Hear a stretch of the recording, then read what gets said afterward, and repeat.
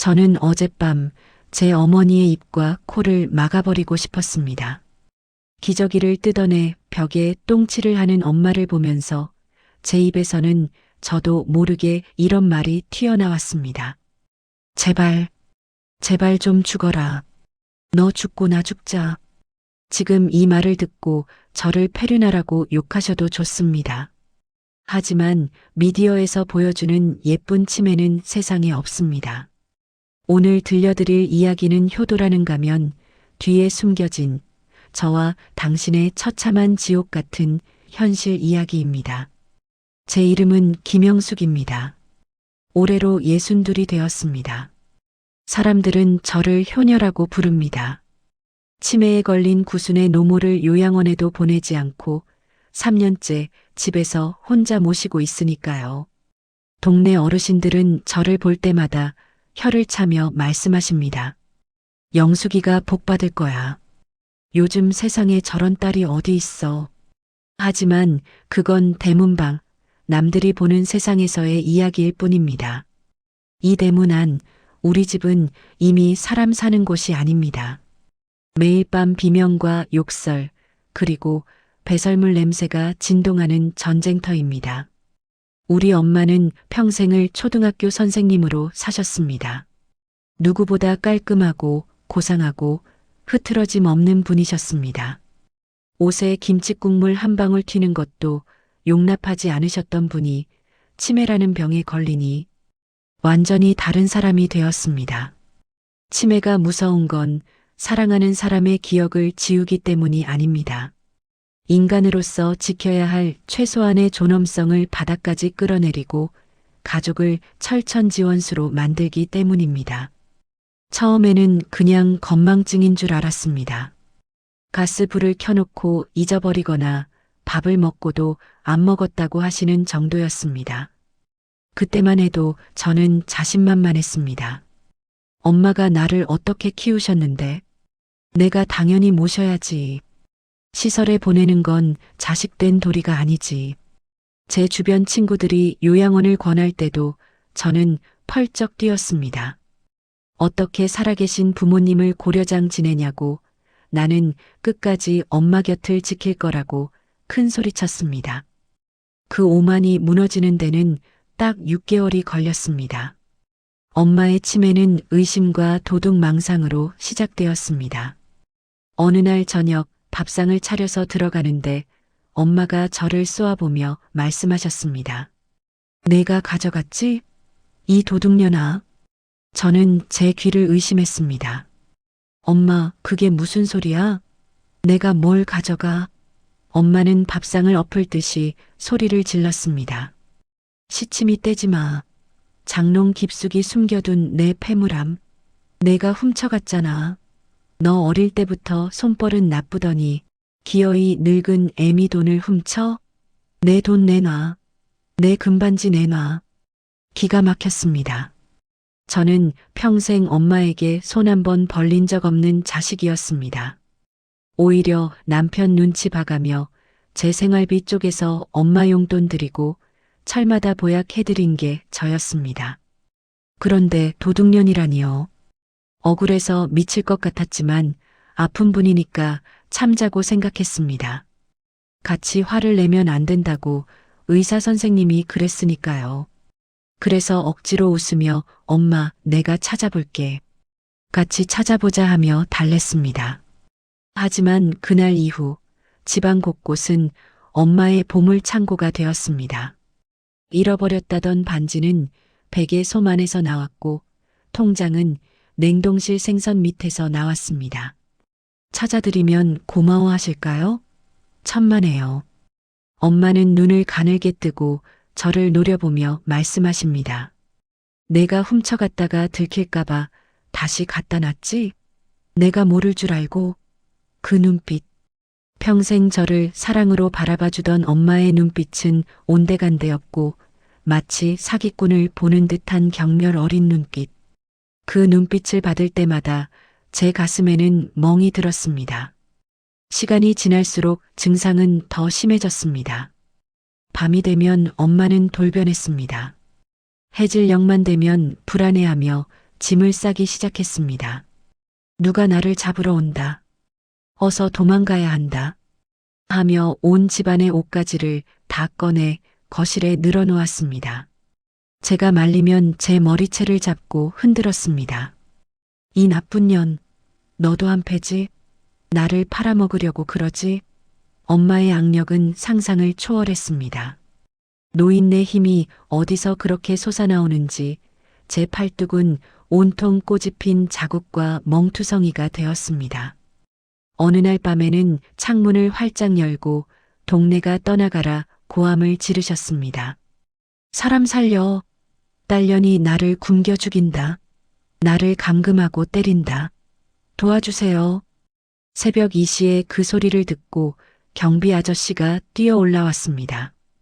경비 아저씨 뒤로 이웃들이 걱정스러운 표정으로, 아니 의심스러운 표정으로 저를 쳐다보고 있었습니다. 저 집 딸 얌전하게 봤는데 노인네 학대하나 봐. 수군거리는 소리가 들리는 듯 했습니다. 아닙니다. 오해세요. 치매라서 그러세요. 아무리 변명을 해도 사람들의 시선은 차가웠습니다. 저는 죄인처럼 고개를 숙이고 현관문을 닫아야 했습니다. 그날 밤 저는 거실 구석에 쭈그리고 앉아 소리 죽여 울었습니다. 엄마는 방에서 편안하게 코를 골며 주무시고 계셨습니다. 방금 전까지 딸을 천하의 불효녀로 만들어 놓고 세상 모르고 주무시는 엄마가 정말 미치도록 미웠습니다.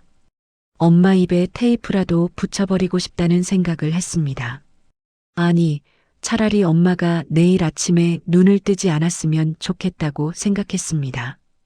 그런 생각을 했다는 것만으로도 저는 스스로를 용서할 수가 없었습니다. 내가 미쳤구나. 내가 괴물이 되어가는구나. 하지만 정말 지옥은 대소변을 가리지 못하면서부터 시작되었습니다. 처음 엄마가 바지에 실수를 하셨을 때 엄마는 너무나 수치스러워하며 우셨습니다. 미안하다. 내가 늙어서 주책이다. 하며 고개를 못 드셨습니다. 그때만 해도 엄마의 정신이 조금은 남아 있었던 겁니다. 하지만 치매라는 놈은 그 마지막 수치심마저 앗아갔습니다. 어느 날 새벽 쿵 하는 소리에 놀라 잠에서 깼습니다. 안방 문을 열자마자 코를 찌르는 악취에 숨이 턱 막혔습니다. 엄마는 기저귀를 다 뜯어내고 맨바닥에 앉아 계셨습니다. 그리고 자신의 배설물을 손으로 뭉쳐서 벽지에 바르고 계셨습니다.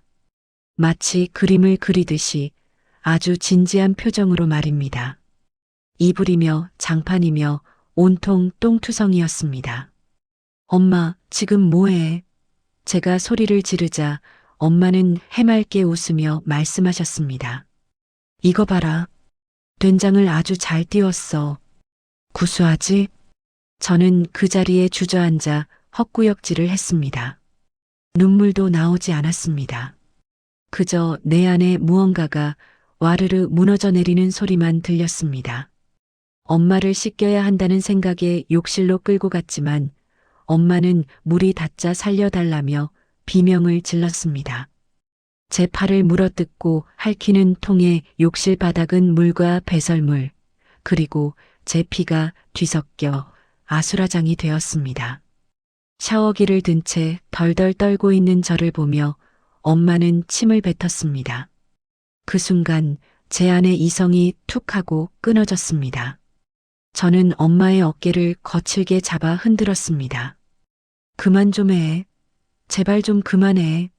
나 죽는 꼴 보고 싶어서 그래. 엄마 때문에 나도 미치겠어. 왜 안 죽는데? 왜? 제 입에서 나온 소리라고는 믿기지 않는 악다구니가 터져 나왔습니다. 엄마 엉덩이를 짝 소리나게 때렸습니다. 엄마는 놀란 토끼 눈을 하고 저를 쳐다봤습니다. 저는 엄마를 젖은 채로 놔두고 욕실 문을 닫고 나와버렸습니다. 거실에 나와 짐승처럼 울부짖었습니다. 내가 엄마를 때렸어. 아픈 엄마한테 죽으라고 했어. 나는 쓰레기야. 나는 살 가치도 없는 년이야. 죄책감이 제 목을 졸라 숨을 쉴 수가 없었습니다. 부엌으로 가서 식칼을 꺼내 들었습니다. 엄마를 찌르려는 게 아니었습니다. 이 지옥을 끝내려면 제가 죽어야 할 것 같았습니다. 손목을 그으려는 순간 전화벨이 울렸습니다. 미국에 사는 남동생이었습니다. 누나, 엄마 잘 계시지? 동생의 밝은 목소리를 듣는 순간 저는 오열하고 말았습니다. 잘 있기는 뭐가 잘 있어. 나 죽겠어. 나 너무 힘들어서 죽을 것 같아. 너 당장 들어와. 내가 모셔. 제 비명의 동생은 당황해서 아무 말도 못했습니다. 그리고 며칠 뒤 동생이 말했습니다. 누나, 요양원 모시자. 누나 이러다 사람 잡겠다. 요양원이라는 말을 입 밖으로 꺼내는 순간 친척들의 비난이 쏟아졌습니다. 그래도 큰딸인 내가 모셔야지. 요양원 가면 금방 돌아가신다더라. 너 엄마 고려장 지낼 거냐? 내가 유산 다 가져갔으면서 엄마를 버리냐? 1년에 한두 번 와서 얼굴만 비추고 가는 고모, 삼촌들이 입만 살아서 떠들어댔습니다. 그 사람들에게 소리치고 싶었습니다. 그럼 당신들이 하루만이라도 모셔보라고. 똥 기저귀 한 번이라도 갈아보고 그런 소리 하라고. 하지만 저는 대꾸할 힘조차 남아있지 않았습니다. 저는 결단을 내려야 했습니다. 이대로 가다간 엄마도 죽고 저도 죽을 게 뻔했습니다. 엄마를 죽이고 싶다는 살인 충동을 느끼는 딸이 옆에 있는 것보다 전문가가 돌봐주는 게 100번 낫다는 생각이 들었습니다. 요양원을 알아보러 다니면서 얼마나 많이 울었는지 모릅니다. 시설이 좋으면 비용이 너무 비쌌고 비용이 맞으면 시설이 마음에 안 들었습니다. 결국 집에서 차로 30분 거리에 있는 평이 좋다는 요양병원을 예약했습니다. 입소하던 날 아침 저는 엄마에게 거짓말을 했습니다.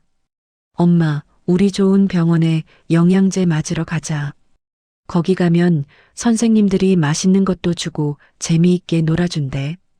엄마는 아이처럼 좋아하며 고개를 끄덕였습니다. 그래, 우리 딸이 최고다. 그 말을 듣는데 가슴이 찢어지는 것 같았습니다.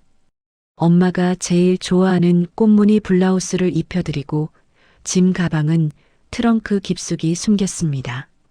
차를 타고 가는 내내 엄마는 창밖을 구경하며 노래를 흥얼거리셨습니다. 그 평화로운 모습이 저를 더 비참하게 만들었습니다.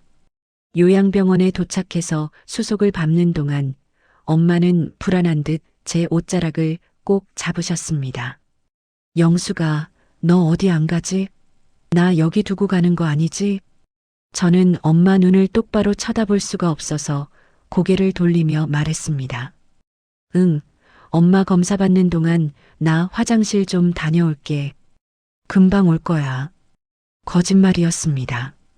간호사 선생님들이 엄마를 부축해서 병동 안으로 데리고 들어갈 때 엄마가 뒤를 돌아보며 소리쳤습니다. 영수가, 같이 가야지. 영수가. 유리문이 닫히고 엄마의 모습이 사라졌습니다. 저는 도망치듯 병원을 빠져나왔습니다. 주차장에 도착해서 차 문을 닫자마자 핸들에 얼굴을 묻고 통곡했습니다. 꺼이꺼이 소리를 내며 울었습니다. 엄마 미안해. 엄마 버려서 미안해. 내가 나쁜 년이야. 하지만 동시에 마음 깊은 곳에서는 안도감이 밀려왔습니다. 이제 오늘 밤은 잘 수 있겠구나. 이제 똥냄새 안 맡아도 되는구나. 그 안도감이 느껴지는 제 자신이 소름 끼치도록 싫었지만 그게 솔직한 제 마음이었습니다. 집으로 돌아오니 텅 빈 집이 너무나 고요했습니다. 늘 쿵쿵거리던 소리도 욕설도 악취도 사라진 집. 저는 그제야 3년 만에 처음으로 다리를 뻗고 잠이 들었습니다. 꿈도 꾸지 않고 시체처럼 잤습니다. 일주일 동안은 면회가 금지였습니다. 환자가 적응할 시간이 필요하다고 했습니다. 그 일주일 동안 저는 밥을 먹다가도 울고 길을 걷다가도 울었습니다. 엄마가 밥은 잘 드실까? 간호사들이 엄마를 때리지는 않을까? 밤에 나를 찾으며 울지는 않으실까? 죄책감이 저를 갉아먹었습니다. 드디어 일주일이 지나고 첫 면회를 가는 날이었습니다. 엄마가 좋아하는 갈비찜과 과일을 바리바리 싸들고 떨리는 마음으로 병원을 찾았습니다. 엄마가 나를 보고 화를 내시면 어쩌나, 나를 모른 척 하시면 어쩌나 걱정이 태산 같았습니다. 면회실 문이 열리고 휠체어를 탄 엄마가 들어오셨습니다. 그런데 엄마 얼굴이 생각보다 너무 평온해 보였습니다. 머리도 단정하게 빗으셨고 옷도 깨끗했습니다. 집에 계실 때보다 훨씬 혈색이 좋아 보이셨습니다. 엄마, 제가 목이 메어 부르자 엄마가 저를 빤히 쳐다보셨습니다. 그리고 빙그레 웃으며 말씀하셨습니다. 아이고, 누구신가? 참 곱게도 생겼네. 엄마는 저를 알아보지 못하셨습니다. 하지만 화를 내지도 욕을 하지도 않으셨습니다. 제가 가져온 갈비찜을 드시면서 연신 맛있다, 고맙다 하셨습니다. 집에서는 밥상만 차리면 집어 던지던 분이 말입니다. 그때 저는 깨달았습니다. 아, 엄마와 나 사이에는 거리가 필요했구나. 집에서 서로 미워하고 소리 지르고 짐승처럼 엉겨붙어 사는 것은 효도가 아니었구나. 서로의 바닥을 보이며 증오를 쌓는 것보다 이렇게 떨어져 지내면서 만날 때마다 웃으면서 손잡아 드리는 게 진짜 효도일 수 있겠구나. 지금은 엄마가 요양병원에 계신 지 1년이 넘었습니다. 저는 매주 주말마다 면회를 갑니다. 갈 때마다 엄마는 저를 알아보기도 하고 못 알아보기도 합니다. 그래도 괜찮습니다. 더 이상 엄마가 밉지 않으니까요. 이제는 엄마를 보러 가는 길이 지옥이 아니라 소풍 가는 길처럼 느껴집니다. 제 몸이 편안하고 제 잠이 보장되니까 엄마를 향한 여유와 사랑이 다시 차오른 것입니다. 가끔 엄마는 제 손을 잡고 말씀하십니다. 선생님, 우리 딸 영숙이 알아요? 그년이 참 착해요. 고생 많이 했어. 자기를 버린 딸을 기억 속에서나마 칭찬하고 걱정하는 엄마. 그 말을 들을 때마다 저는 엄마 손등에 얼굴을 묻고 웁니다. 엄마, 나 여기 있어. 나 안 착해. 나 불효녀야. 지금 이 순간에도 방구석에서 울고 계신 수많은 보호자 여러분. 그리고 부모님을 요양원에 모셔야 하나 말아야 하나 죄인처럼 고개 숙이고 계신 여러분. 제가 감히 말씀드립니다. 당신은 죄인이 아닙니다. 당신은 이미 할 만큼 했습니다. 인간이 할 수 있는 한계를 넘어설 만큼 충분히 헌신했습니다. 긴 병에 효자 없다는 말은 옛말이 틀려서가 아닙니다. 간병은 효심으로 하는 게 아니라 체력과 돈, 그리고 시스템으로 하는 겁니다. 부모님을 시설에 모시는 건 부모님을 버리는 게 아닙니다. 나와 부모님 사이에 망가져가는 관계를 지키기 위한 최후의 보루이자 가장 지혜로운 선택입니다. 부모님도 제정신이셨다면 당신의 금쪽 같은 자식이 당신 똥오줌을 받으며 미쳐가는 꼴을 결코 원하지 않으셨을 겁니다. 나 때문에 내 인생 망치지 말고 너는 내 인생 살아라. 이게 진짜 부모님의 마음 아니겠습니까? 그러니 제발 이제는 당신 자신을 먼저 챙기세요. 당신이 행복해야 엄마도 웃을 수 있습니다. 거울 속에 비친 당신의 얼굴을 한번 보세요. 너무 많이 늙고 지치지 않았나요? 스스로에게 말해주세요. 너 정말 고생 많았다. 이만큼 버틴 것만으로도 너는 대단한 효자고 효녀다. 라고요. 오늘 제 이야기가 죄책감이라는 감옥에 갇혀 계신 분들에게 작은 열쇠가 되었기를 바랍니다. 우리는 불효자가 아닙니다. 그저 살고 싶었던 평범한 사람들일 뿐입니다. 부디 오늘 밤은 아무 걱정 없이 편안하게 주무셨으면 좋겠습니다. 오늘 인생다방에서 들려드린 이야기 어떠셨나요? 혹시 듣는 내내 가슴이 먹먹하거나 남몰래 눈물을 훔치지는 않으셨는지요? 세상에는 차마 가족에게도 친구에게도 말 못할 아픔들이 참 많습니다. 그 무거운 짐을 혼자 짊어지고 끙끙 앓고 계신 분들에게 오늘 제 고백이 작은 위로가 되었기를 간절히 바랍니다. 지금 이 영상을 보고 계신 여러분의 이야기도 듣고 싶습니다. 가슴속에 맺힌 응어리가 있다면 주저하지 말고 댓글로 털어놓고 가세요. 여기 인생다방은 여러분의 대나무 숲입니다. 제가 그리고 우리 구독자님들이 당신의 편이 되어드리겠습니다. 앞으로도 우리가 외면했던 현실, 하지만 꼭 필요한 이야기들을 계속 듣고 싶으시다면 구독과 좋아요 버튼을 눌러주세요. 여러분의 작은 관심이 제가 이 채널을 지켜나가는데 정말 큰 힘이 됩니다. 저는 다음 시간에도 따뜻한 차 한 잔과 사람 냄새 나는 이야기로 여러분을 기다리겠습니다.